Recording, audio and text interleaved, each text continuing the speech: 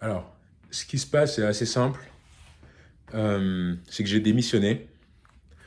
Et étant donné que je vais travailler sur le business à 100% en ligne, j'ai décidé simplement d'aller bosser depuis l'étranger.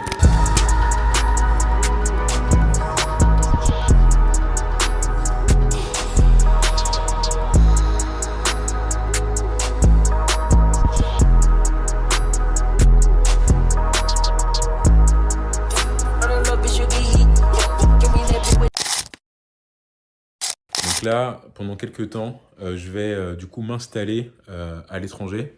Je vais vous dire un peu où je vais aller. Là, on est 2 jours avant le départ, séance de sport, je vais vous amener avec moi. Et ça me permettra aussi de vous raconter un peu le pourquoi du comment.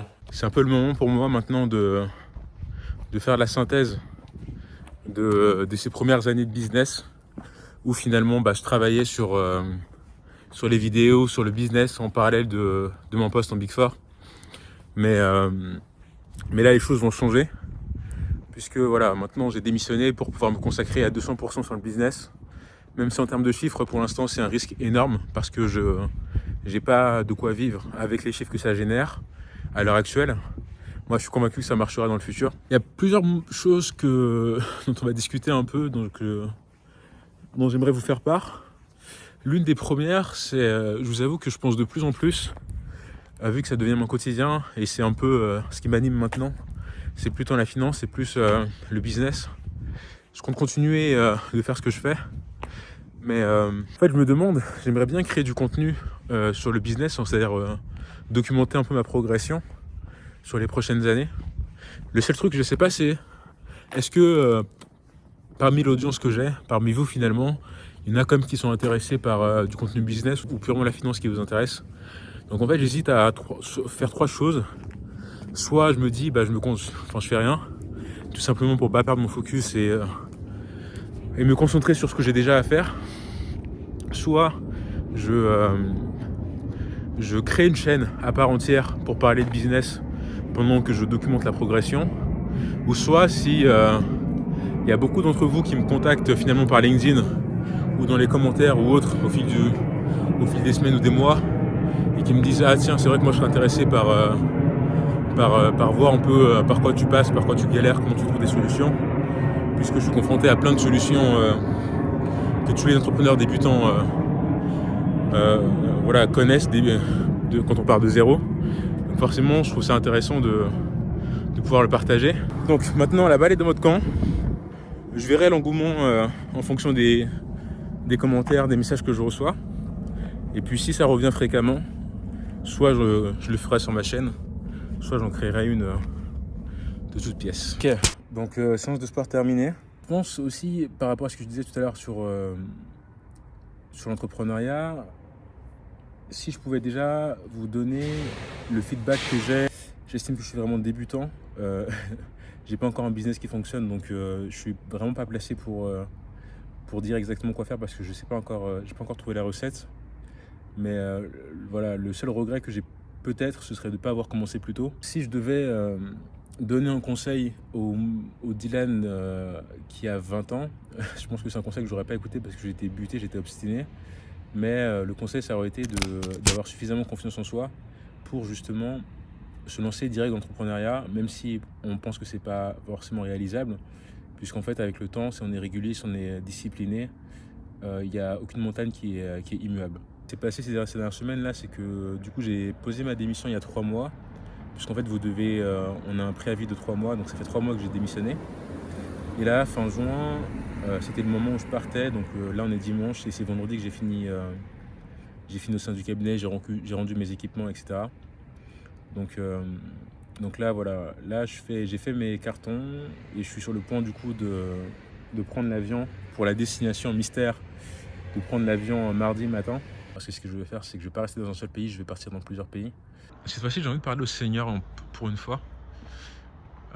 Parce que j'ai beaucoup parlé aux juniors finalement sur mes chaînes, sur mes contenus, sur mes vidéos. Mais j'ai très peu parlé aux seniors. Alors, mon expérience de 2 ans de senior, pour le coup, je dirais que le plus important en tant que senior, ça peut être paradoxal, mais c'est de savoir dire non. c'est un peu ce qu'on appelle aussi la politique, c'est en fait, on peut vous en demander tellement parce que les managers, vous êtes tellement clé en fait, vous êtes tellement important sur tous les jobs sur lesquels vous intervenez, parce que vous êtes la personne la plus importante du job finalement, que les managers peuvent vous sursolliciter. Et vous, votre rôle en tant que senior aussi, c'est de protéger vos équipes. Et si vous acceptez toutes les sollicitations du manager, et vous n'allez pas être capable de tout faire bien, donc paradoxalement, plus on accepte des choses qui sont en dehors, on va dire, du faisable, en pensant que ça va nous mettre plus en valeur au sein de la firme et que ça va nous faire des meilleures évaluations. En fait, c'est tout le contraire qui se passe parce que vous allez accepter des choses que vous allez devoir bâcler parce qu'il n'y a que 24 heures dans une journée et le manager n'aime pas les choses bâclées. On peut vous reprocher finalement de ne pas avoir fait les choses comme il faut. Donc moi, ce que j'ai toujours fait, c'est ce que j'appelle, c'est une méthode d'Elon Musk que j'ai commencé à appliquer. C'est une méthode d'Elon Musk qui s'appelle le time boxing. En fait, qui consiste à diviser sa journée en différents créneaux de une demi-heure ou de 1 heure. Donc moi je faisais ça entre une demi-heure, 1 heure ou 2 heures parfois. Et en fait, chaque matin, je prenais du temps pour faire le time boxing de toute la journée pour savoir exactement ce que je dois faire à quel temps. Donc ça marche pas forcément tout le temps dans le sens où quand on se fixe des objectifs, des jalons pour nous dire on va faire ci, on va faire ça, on sait que dans tous les cas, il va y avoir des imprévus dans la journée, donc il faut être assez flexible, mais l'intérêt c'est juste d'avoir un cap pour la journée, pour savoir un peu où on met les pieds, quoi. Et pour moi, ça c'était sauveur, parce que justement, quand vous travaillez sur différents jobs, par exemple sur différents engagements, et que vous avez différents managers, ou même sur un seul engagement, vous avez un manager avec qui vous bossez, et vous vous rendez compte que déjà donner une to-do qui fait que vous allez commencer, on va dire, à travailler à 10h et vous allez finir à 19h, 20h. Si vous avez fait votre time boxing le matin et que vous vous rendez compte que la journée elle est déjà full finalement de 10h à 19h ou 20h, si vous rajoutez des tâches, vous saurez plus facilement lui dire non parce que vous allez pouvoir lui faire comprendre par A plus B en lui montrant un peu ce qu'il vous a déjà donné à faire et le temps que vous avez estimé que ça va prendre, que ce ne serait pas réalisable de le faire avant 20h. Et vous vous dites que 20h, 19h c'est ma limite, donc moi c'est ce que je faisais en l'occurrence. Je restais jamais après, sauf quand il y a des urgences absolues, des signatures, etc. Donc quand il faut être clutch, il faut être clutch. La négociation politique, elle est hyper... elle peut pas être plus facile à faire que ça, quelque part. Voilà, tu lui montres, ça marche pas, ça rentre pas. Donc il y a deux solutions. Soit la tâche que tu me donnes en trop, je vais finir par la faire demain parce que ça rentrera pas aujourd'hui. Ou soit, je vais faire la tâche que tu me donnes. Par contre, l'autre tâche que tu m'as déjà donnée, que j'étais censé faire aujourd'hui, celle-là, je vais la décaler à demain. Donc en fait, c'était simple pour moi. C'était hyper simple de négocier. Il n'y avait pas de chichi. Il n'y avait pas de chichi par rapport à ça. Je montrais par A plus B. En fait, les managers, ils ne veulent pas non plus dire parfois explicitement ok, je veux que tu fasses ça. Du coup, ça te fait terminer à 21h ou 22h. Mais pour moi, c'est nécessaire. Donc, ils ne vont jamais vous dire ça de manière aussi explicite.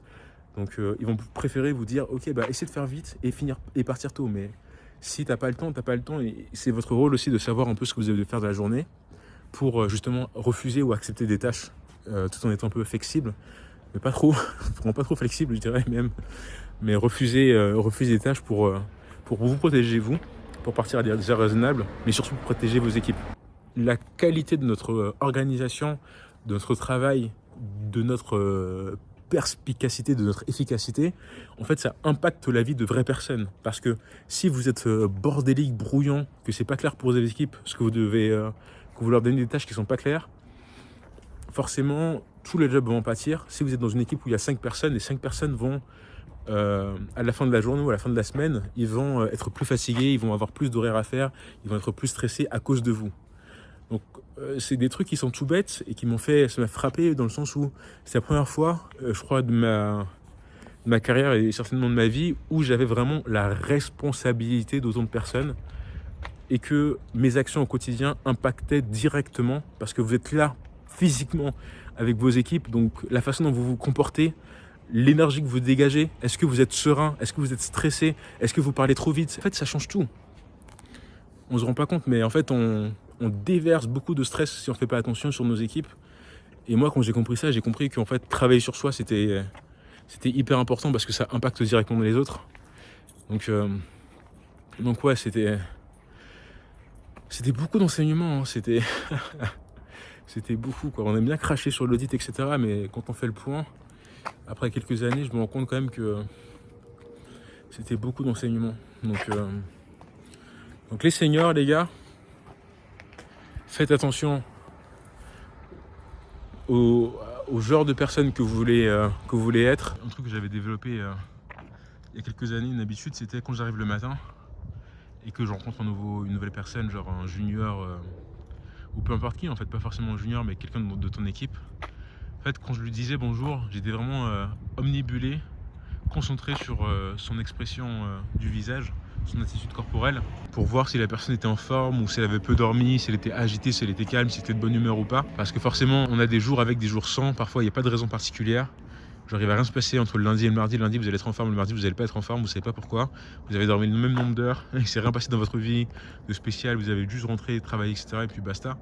Mais pourtant, on peut faire ce qu'on veut, on peut être aussi discipliné qu'on veut. On a des hauts et des bas. Du coup, moi, j'essayais chaque matin de jauger dans quel genre de journée est-ce que mes équipes étaient. Et puis en fonction de ça, j'essaie d'adopter mon attitude pour les gens, pour faire en sorte qu'ils se sentent bien sur le job, quoi. Bon, je crois que je vous ai pas fait d'update depuis un certain temps, le départ, mais du coup on se retrouve à l'aéroport Charles de Gaulle. Le vol part dans 50 minutes. Ce que je trouve assez dommage, c'est que les gens ont tendance à toujours chercher la sécurité par rapport à leur carrière, par rapport à leur vie. De chercher la sécurité, on finit par la trouver, on finit par avoir une vie qui est complètement ennuyante et qui ne répond pas du tout à la vie à laquelle on prétendait. Donc moi je dirais qu'il faut savoir faire le silence autour de soi, pas forcément demander des avis, parce que je pense qu'à un certain âge on peut se faire confiance. Et quand on a des décisions importantes à prendre, notez un peu ce qui nous passe par la tête sur papier, faire une sorte de brainstorming que vous notez sur papier, et puis vous pesez vos pour et vos contre. Et puis dès que vous avez des craintes et des peurs, vous allez voir sur internet par exemple, sur des forums, pour voir s'il n'y a pas des solutions pour combler le risque, on va dire, que vous ressentez. Mais c'est pas un conseil qu'on entend partout, mais je dirais qu'il ne faut pas trop écouter parfois son entourage. Et il faut aussi un peu prendre des décisions qui nous parlent à nous et pas à d'autres, quoi.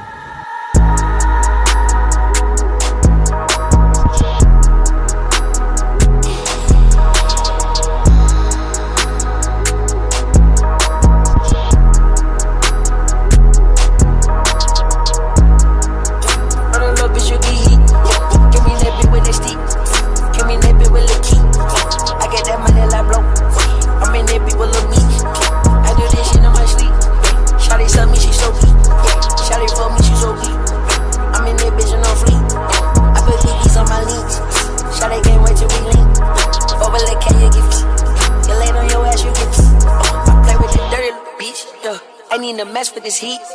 I need to get from my beach. You know that chopper on me. You know that chopper on me. I get that motherfucking lit. Double C all on my sheet. Dolce Gabbana my beach. Christian Dior on my sheet. J'allais ain't gon' fuck on my drip. J'allais in love with my drip. On n'est pas près d'arriver là, ne vous inquiétez pas. Il reste encore pas mal d'heures de voyage, vous allez suivre tout ça. I'm a little boy, we not simple. I put that bitch, she get big. We ain't that big with no tip. Like a little bit spiky bonnets. Shooting that glass with sonics. I drop the dub, I need to two that thing up. Beef in the back, she running. Pink on the bag, dummy. F in the better, I'm gunning. Fuck what they saying, they pussy. My shirt vintage, that's I put them niggas on game, and started snitching. Ooh, back in 15, I was swiping. Ooh, beat up that pussy, I'm Tyson. Ooh, niggas is rappers, trifling. Yeah, so if I don't come. Rich white money might lie. Keep one joystick like Atari. Suspense, on vient d'arriver.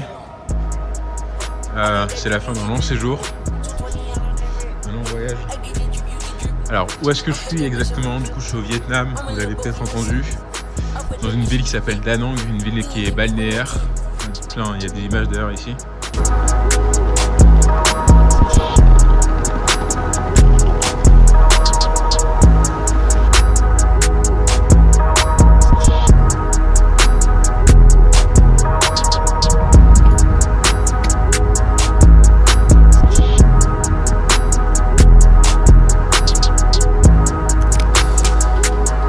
On arrive un peu à la fin du vlog. Je me suis installé il y a quelques jours qui ont passé. Je me suis un peu habitué au pays. Comme vous l'avez vu, donc on est à Da Nang, on est au Vietnam. Et pour finir ce vlog, j'avais un peu envie de parler à peut-être aux personnes qui ont des projets business et partager un peu mon retour d'expérience. Donc voilà, moi je suis absolument pas une référence en business, hein. Peut-être que contrairement à l'audit, le business, je suis complètement débutant. Là, j'estime être très débutant en business. Donc ce que je vais partager, ça fait pas foi, mais je vais juste réfléchir à voix haute et vous partager ce que j'ai appris ces 3-4 dernières années. Je dirais que le principal blocage que les gens ont par rapport au business, c'est par rapport à l'idée, c'est par rapport à comment commencer. Donc, il y a 2 conseils que j'ai pour vous. Le premier, c'est un concept qu'on appelle l'ikigai. Donc, quand vous avez envie de vous lancer, mais que vous ne savez pas quoi faire, il faut se demander qu'est-ce qui est à la croisée de 3 chemins. Le premier chemin, c'est ce en quoi vous avez de l'expérience. Le second chemin, c'est ce qui paye. Et le troisième chemin, c'est ce que vous aimez. Premier point, c'est trouver un truc sur lequel vous êtes naturellement bon. Donc, essayez de voir avec votre entourage, par rapport à votre expérience, qu'est-ce que, en général, vous faites facilement que les autres ont un peu du mal à faire. Le second truc, c'est de vous assurer qu'il y a bien un marché pour ça que vous allez pouvoir monétiser. Et puis, la troisième chose, c'est vraiment d'aimer faire la chose. Donc, si vous trouvez quelque chose qui est à la croisée des 3 chemins, vous avez ce qu'on appelle votre ikigai et vous allez pouvoir commencer. Parfois, vous allez avoir un des 3 critères qui ne sera pas forcément respecté à 100%, mais l'idée, c'est d'essayer d'avoir les 3.